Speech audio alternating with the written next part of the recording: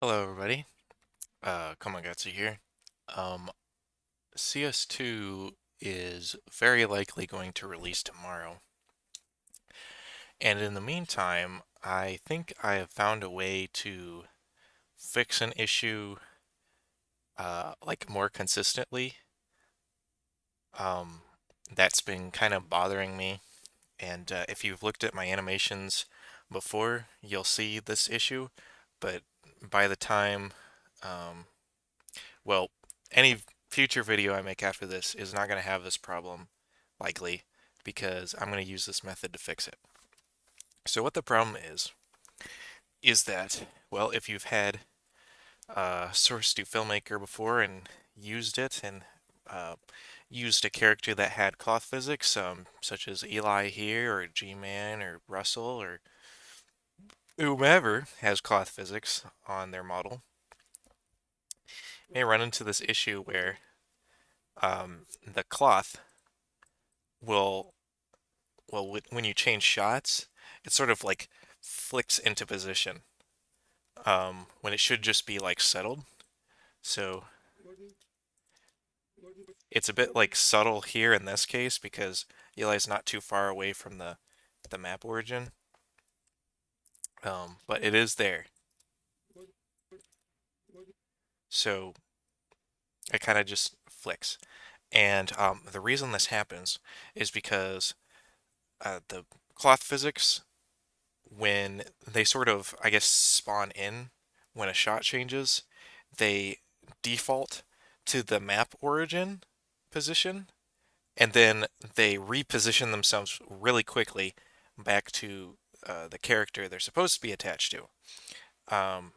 Which is why you get this jitter effect because it's like moving in the very first frame to there. So uh, the way to fix this is to,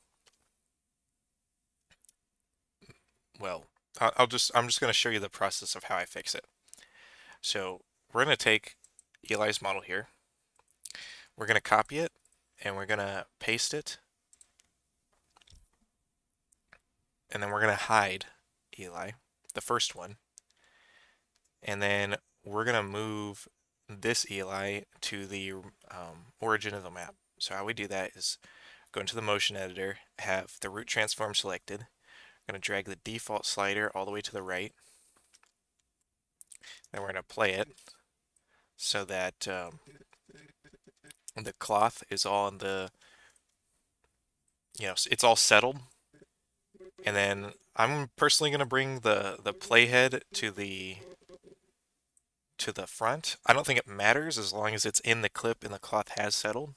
So the cloth is settled here. So um, the reason that we bring it to the map origin first, because some of you might already know about baking cloth physics.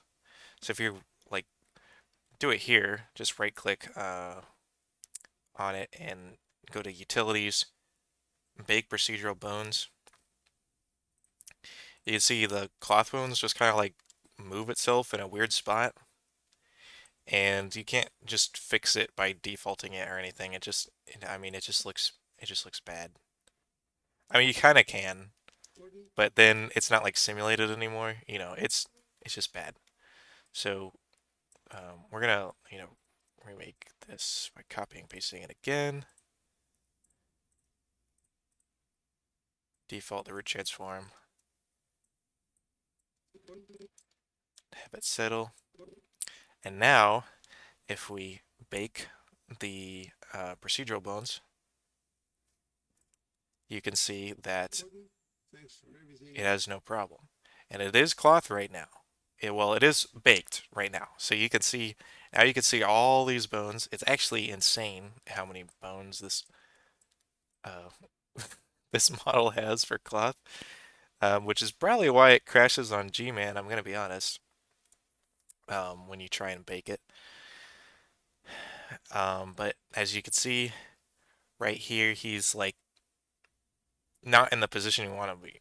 You want him to be moved back here. So this is why copying him is much better than just like doing it on the original model, because then on the original model, which is in the correct spot, I can select the root transform, copy the motion, the samples in the motion editor, and then select the root transform on the copied model and paste it on its root transform, and now it's in the correct spot, and the cloth moves with it.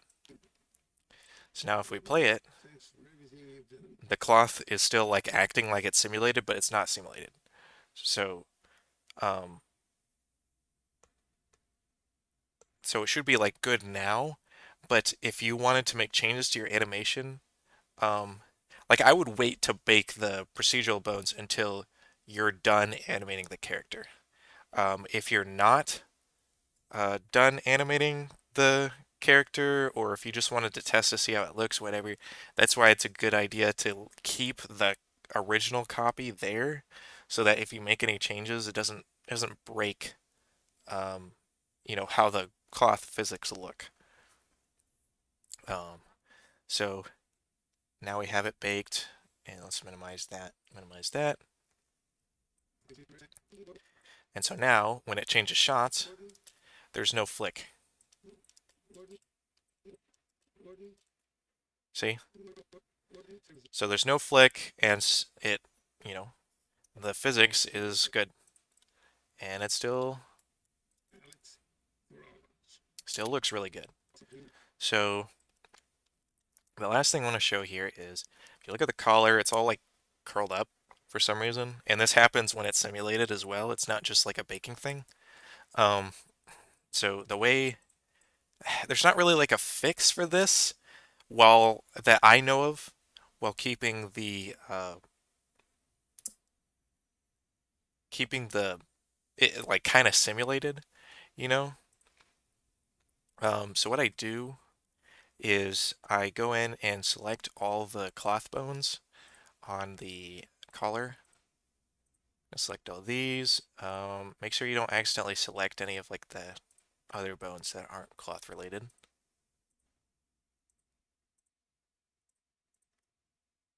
And then, I mean, you could try like moving it up, which kind of works. Kind of. But you can see it's like still folding in on itself. And if you're fine with that, then I would say just leave it as is. Otherwise, what I would do is I would drag, well, while these are all selected, drag the default slider all the way to the right. That's going to reposition them kind of weirdly, but you can easily fix that. Don't deselect them because you'll have to reselect them again. You can reposition it so it kind of just like looks correct on Eli from most angles. Like I think that's good. And then what you want to do is you want to control click on the spine bone so that it selects just that bone. Well, and it keeps the other cloth bone selected. And then you right click on it, lock transforms to spine 3, select that. Okay, so now all the cloth bones are um, locked to this bone. And so now we want to deselect spine 3, and then we want to drag the playhead slider all the way to the right. And so now the cloth is like rotated properly, and like other than the fact that it doesn't really look like it's moving, it looks pretty good. And while you still have it selected, you can kind of like move it yourself to make it still look like it's kind of simulated. So if we were to sort of add physics to it, so he moves his head down a little bit, have it make it look like it's reacting to physics.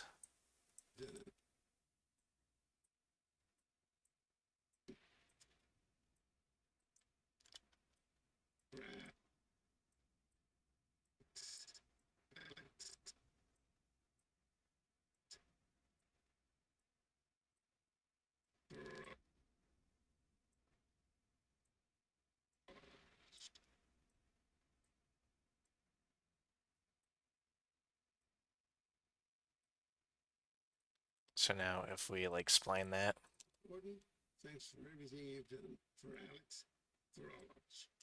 so For, I would have to do some tweaks there, for but Alex, like for example, it wouldn't like move forward like that so early, for Alex, for all, and just move that far forward in general. for Alex, for all. There we go. Gordon, thanks for everything you've done for Alex, for all. So like not perfect, but like it's Thanks for everything you've done for Alex. it's much nicer to look at. So and that's what I'm going for. So that's how it works for me. And so now if we play the whole clip, Gordon, thanks for everything you've done for Alex, for all of us. that's exactly how I want it to look. And so end of tutorial.